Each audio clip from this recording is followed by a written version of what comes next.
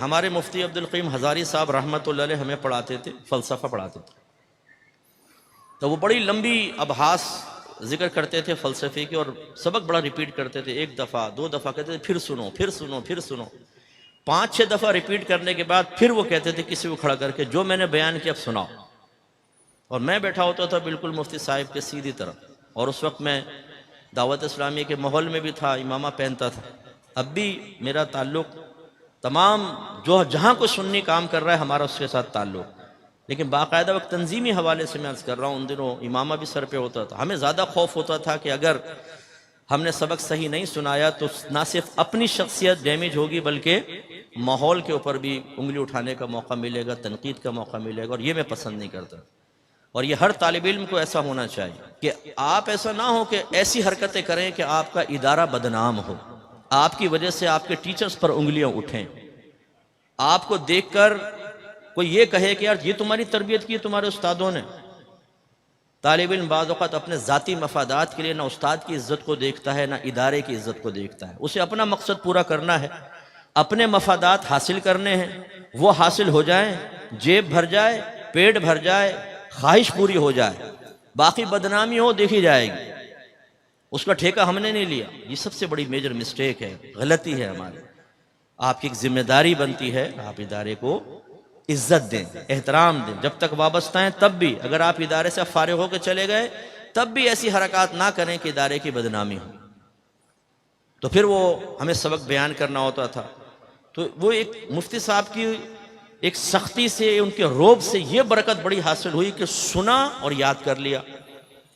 یہ بہت بڑا فائدہ ہوتا ہے۔ اکثر طالب علم سنتے ضرور ہیں، یاد نہیں کرتے، اس لیے کلاس سے باہر نکل کے پوچھیں کون سا سبق پڑھا، کیا سبق پڑھا، تو وہ ذہن میں نہیں، ہاں عبارت سے بعض اوقات نکال لیتے ہیں یا شرح وغیرہ پڑھ کر دوبارہ نکال لیں، لیکن یاد کرنے کی عادت ہونی چاہیے،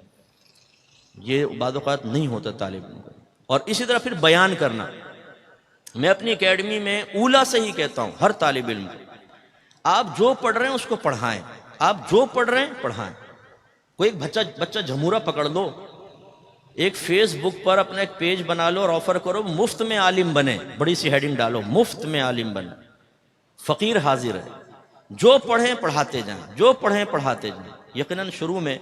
بالکل ایسا ہی ہوگا جیسے گھر والے آپ کو ایک آٹے کا پیڑا دیں اور کہیں بیٹا ایک روٹی تو بنا کے بتاؤ، تو آپ بنانا شروع کریں گے تو پیڑا قابو میں نہیں آئے گا، اور پھر وہ ٹیڑھی میڑھی روٹی اور ایسا گرے گی جیسے پاکستان کا نقشہ، لیکن کچھ عرصے بعد ایک بہترین روٹی آپ تیار کرنے میں کامیاب ہو جائیں گے۔ تدریس کا بھی یہ معاملہ ہے، شروع میں جب آپ پڑھاتے ہیں ترتیب سمجھ میں نہیں آتی، جملے سمجھ میں نہیں آتے، لیکن جب آپ اولا سے ہی پڑھانا شروع کرتے ہیں تجربہ ہونا شروع ہوتا ہے، پھر اگلی کلاس آئی اس کی کتابیں پڑھائی، اس سے تو زمانہ طالب علمی میں ہی آپ بڑی بڑی کتابیں پڑھانے کے قابل ہو جاتے ہیں۔ اس کا فائدہ یہ ہوتا ہے کہ ایک طالب علم کم وقت میں اپنے آپ کو اپنے مسلک اور مذہب کے لیے زیادہ سے زیادہ مؤثر بنا سکتا ہے۔ ہمارے ہاں کیا ہوتا ہے، ابھی تو پڑھ رہے ہیں نا، پڑھتے جا رہے ہیں دور حدیث تخصص، اب اس کے بعد اب ہم پڑھانا شروع کریں گے۔ اگر آپ نے 6 سال میں فرض کر لیں تخصص کمپلیٹ کر لیا، اب اس کا مطلب ہے آپ جب پڑھانا شروع کریں گے، اس سے پہلے آپ نے نہیں پڑھایا تو اولا پڑھائیں گے پہلے، یا بڑی کوئی ایک کتاب پڑھائیں گے، 1 سال تو وہ چلے گی، پھر اس سے اگلے سال وہی پڑھائیں گے یا ایک اور کتاب پڑھائیں گے، پھر اس سے اگلے سال یہی پڑھائیں گے یا ایک اور کتاب، کتنے عرصے میں جا کر پورا درس نظامی پڑھائیں گے۔ اس لیے ہم نے تو اللہ کا بڑا کرم ہے اپنے اساتذہ کی توجہ کی برکت سے زمانہ طالب علمی میں ہی ساری کتابیں نہ صرف پڑھیں بلکہ 2 3 مرتبہ پڑھا بھی دی تھی۔ میرے 53 کے قریب اپنے شاگرد تھے جن کو میں پڑھاتا تھا، خود پڑھتا بھی تھا پڑھاتا تھا۔ فائدہ کیا ہوا، زمانہ طالب علم میں ہی پڑھانے کا ملکہ بھی حاصل ہوا، تو آگے ہمیں دقت نہیں ہوئی۔ تو ایک گروپ طلبہ کا ایسا ہوتا ہے کہ جو نہ غور سے سنتا ہے، نہ سمجھتا ہے، نہ یاد کرتا ہے، نہ وہ آگے ڈیلیور کرنے کے لیے اپنے آپ کو تیار کرتا ہے، پھر ان کی حالت کیا ہوتی ہے۔ میں جب پڑھ رہا تھا تو ایک طالب علم تھا، ماحول سے وابستہ تھا، وہ اکثر محنت نہیں کرتا تھا، تو میں اس کو کہتا تھا یار تم میرے پاس آ جاؤ، میں تمہیں پڑھا دیتا ہوں، تم اچھے انداز سے پڑھا کرو، تمہاری وجہ سے بعض وقت اساتذہ ڈانٹتے ہیں، ڈپٹتے ہیں، اور مطلب تنظیم پر بھی اٹیک کر دیتے ہیں، تو تم ذرا اپنا خیال کرو۔ اچھا آؤں گا نہیں آؤں گا، یہ کرتے کرتے میں فارغ ہو گیا، میں یہاں پہ تدریس شروع کر دی۔ وہ کچھ عرصے بعد ملا تو پتہ چلا کہ وہ برگر کی ریڑھی لگا رہا ہے، اس پہ برگر بیچ رہا ہے۔